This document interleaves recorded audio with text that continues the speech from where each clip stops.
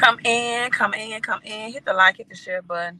I'm on my way to the gym and I'm buying some time right now because I'm waiting on my energy drink to kick in because I really don't feel like going today. I really don't feel like going today, but you have to put your feelings to the side when it comes to your health. So that's what I'm doing. But I need some support. So I'm sitting here waiting on this energy drink to kick in. And I had this thought come to mind. So I'm like, let's live stream, right? Um, you all know that I love teaching money and money principles from the Bible. I think the Bible, with over 2,000 scriptures alone about money, and it has more about money management or money or wealth principles, right?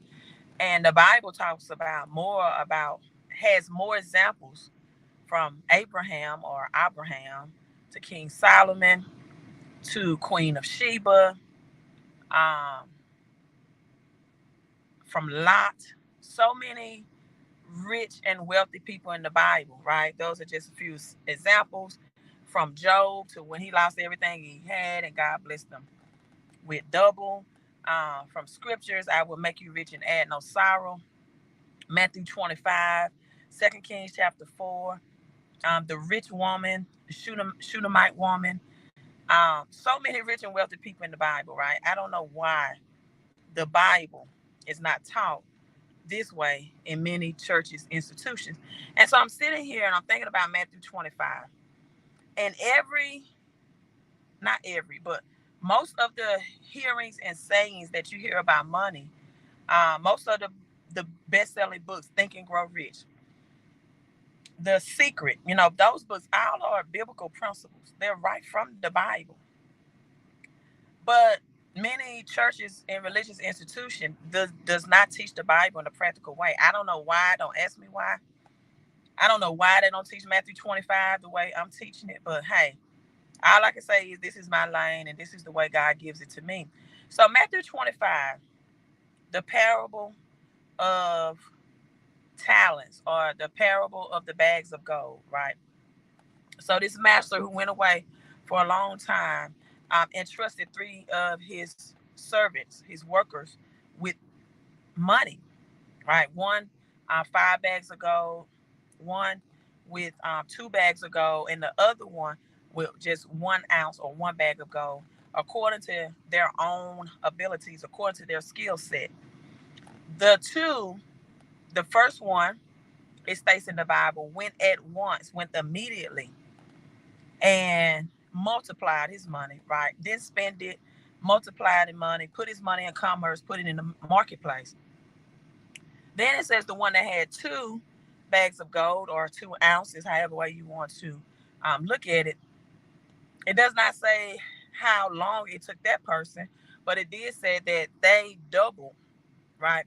It doubled their 2 bags or 2 ounces of gold was doubled. So the first two that had the most skill set and the right mindset doubled their money. Let me say that again. The first two, not only did they have the abilities, the skill set, right? The skills to pay the bills, but they also had the mindset to double their money, to put it into commerce, to put it in the marketplace. They didn't have the mindset to spend it, right? They didn't have the mindset to spend and put an end to it. They had a mindset to grow it and multiply it. That's powerful within itself. Now, the one that had the least amount of skill set, and this is where the saying comes from, that scared money does not make money. This is where this comes from, Matthew 25 and 25. Scared money does not make money. It comes right from the Bible. He told the master, you was a hard man. You reap where you have not sown, meaning that you make financial investments.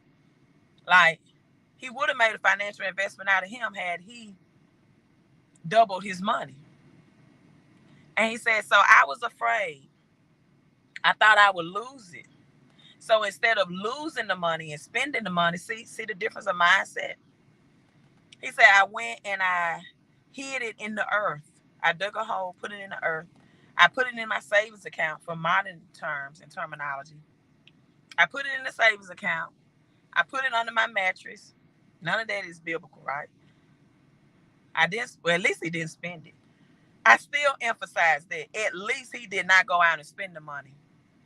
I made a post on Facebook said I'd rather have $5,000 in a plastic bag than $100 in a 5,000 Louis Vuitton bag. Let me say that again. I'd rather have $5,000 in a plastic bag than $100 in a $5,000 Louis Vuitton bag. You might catch this after the live stream. You might catch that after the live stream. So at least he didn't go spend the money. When you spend, you have the words END on the end because you just put an end to it. He put it in a savings account. He saved. The master said, that's not good enough. You know I reap where I don't sow. You know I put my money, in other words, I put my money into cash flowing streams that I don't have to labor for. You know my expectations. You know I don't trade my time for money. See, when you trade your time for money, that means the only way that you can get paid is that you exchange your time every time. You have to labor for it. He said, you know I'm not that type of person. You know my money mindset is on a higher level than to exchange my time for money. See, what I do is I leverage my cash. I don't labor for my cash. I wish I had a Hammond organ teaching this in a church. Because this is where it's coming right from the Bible. The master said, and you can jump, shout, scream, kick, whatever, that I leverage my money. I do not labor for my money. You know that about me. You know I'm a businessman. So you could at least put my money to the bankers. You could at least put it in a savings account that occurs or accrues interest. You could at least put in a savings account that gave you 1% interest a year, something, or a money market account. But no, you went and put my money in a non-interest bearing account. Let me say that again for the people in the back row. You went in the back pews, rather, because this is the Bible. You went and put my money in a non-interest bearing account. And you know I'm a businessman, right? You know I want interest on my money. You know that's unacceptable. Yeah, that's right in the Bible. Why don't they teach it this way? I don't know. I love teaching it this way. And he said, you are wicked and you're lazy. When you don't grow your money, you are wicked and lazy. According to the Bible, I'm not saying this. This is right in the Bible. And because you're wicked and you're lazy, because you didn't grow your money, you had it in a non-interest bearing account. You didn't try any type of methods or mechanism. That's why I don't understand why people want to rapture when economic times get bad. People now want Jesus to come back and save them when the economy gets bad. Why? The Bible says, Luke 19:13, to do business until I return. He didn't say sit up and complain about the economy. He said do business until I return.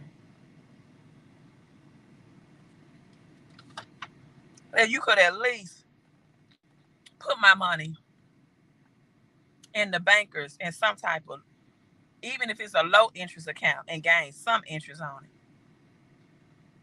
Now, he put in a non-interest bearing account. But again, if this man was wicked and lazy for not growing his money, what would the master would have thought if he came back and said, well, I spent it. You know, I work hard and I thought I deserved a vacation. Or I wanted to go and get a new vehicle, or buy a name brand Louis Vuitton or Gucci. You know, what if he just would have spent the man money? But because he was afraid, and scared money does not make money, afraid of investing, the little that he had was taken away. And that's how it's going to work in this recession and this depression. If you don't invest the little that you have, the little bit that you have is going to be taken away. You're going to have even less. So, if you are using your God-given abilities, whether you have 5 skill sets to make money, right? I can make money doing credit restoration. I can make money on my YouTube channel. I make money on my YouTube channel. I make money through credit repair. I make money from talking to you all, which I'm doing now, and educating you all. I make money from my books. That's 5 different ways. I make money from my labor. I do. I still trade my time for money with a job, right? Um, I make money from cash flowing, perpetuity income. I make money from my real estate, right? I make money for real estate. That money I don't labor for. That money is leverage. I don't labor for it, right? One time investment, continuity cash flow, perpetuity income. How many, what are, let's look at Matthew 25 from another perspective. What are the God-given gifts that God has given you that you can make money from? And you're only using one of those. Don't put yourself in a box. Your job does not define your gifts that God has given you. Your job is just a mechanism to exercise that gift. Learn how to brand yourself even if you have a job. You could be an entrepreneur and an employee at the same time. There are some rich people who still work jobs because they feel like that is within their purpose. Don't get it twisted, right? They really are. Somebody says, "Can I put 200 in a compound interest account?" What do you think? I think if you did your research,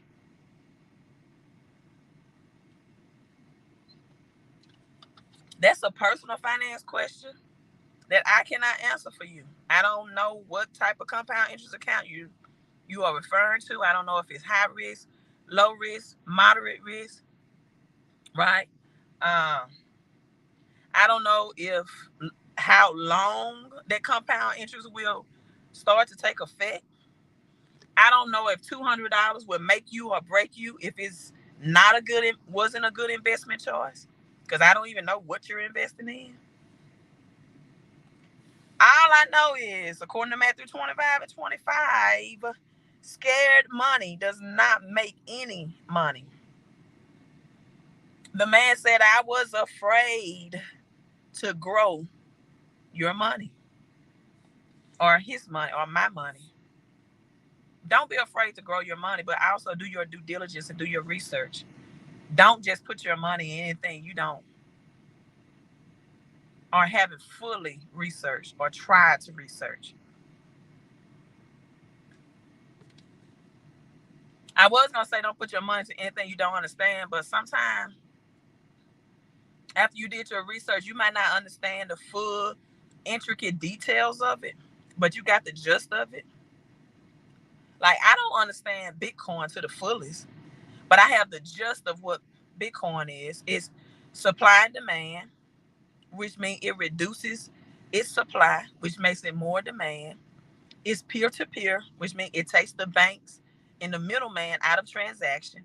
It means I can send Bitcoin to you or you can send Bitcoin to me, and we don't have to go through a debit card or a checking system or um, Western Union, a cash system, that type of, we can do it peer to peer from our phones, no other institution involved.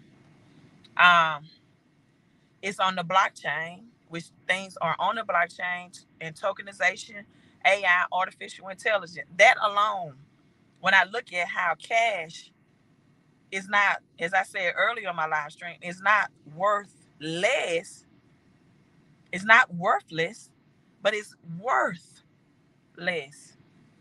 So why would I not grow my cash? See, I'm pretty sure in Matthew 25 and 25, when a man hid his money in the ground, because it said the master, after a long time, came back.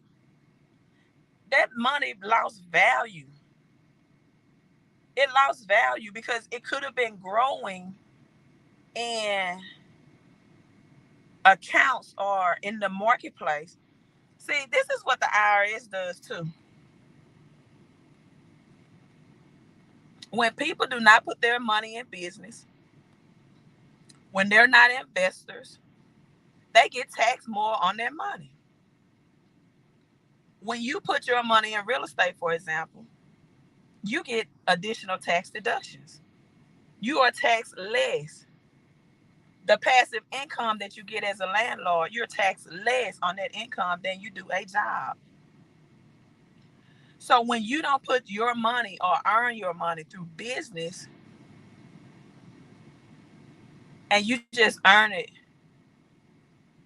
through your labor, which is just like putting money in the earth because we came from the earth, right? We are of the earth.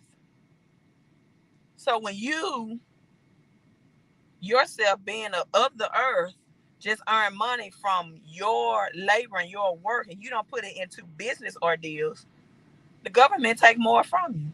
That's just like Matthew 25:25. You get taxed 30% on earned income, but on passive income, you get taxed 5 to 10%. That was good, wasn't it? See how stuff just comes to me when I'm getting ready to work out. When I'm also drinking things that give me vitamin B12 and um, niacin and potassium, help my brain works better. You are taxed more on labored income, earned income, than leveraged income, passive income, residual income. When you don't put your money in marketplace and investment screen, the government takes more of it or the little bit that you made through earned income.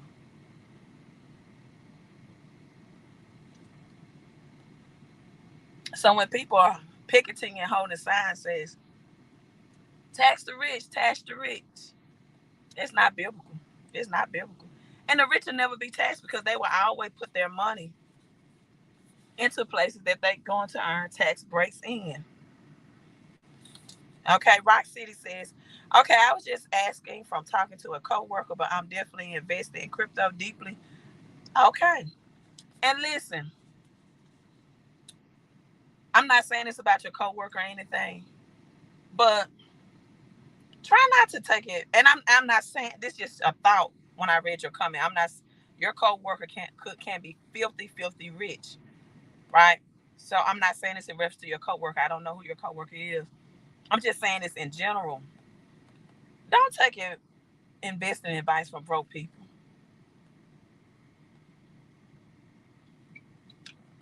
Like, why do broke people listen to broke people about how to grow their money? Now, if you want to know how to throw your money away, then yeah, listen to broke people. Do what they do. Live like they live. Broke people plan more for Saturday night or summer vacation than they do for long-term investing. That's sad, but they do. They have a whole plan on how they're gonna travel this summer, give their money away, or for Saturday night, or next Saturday, or next weekend, what they gonna do, who they gonna hang out with, what event they're going to. Then they have a plan for how they're gonna grow their money. They have a plan for how they're gonna throw their money away versus how they're gonna grow their money. Broke people can always come up with ways of how to spend money. Never tell you how they're growing and investing money. Ever. Ever.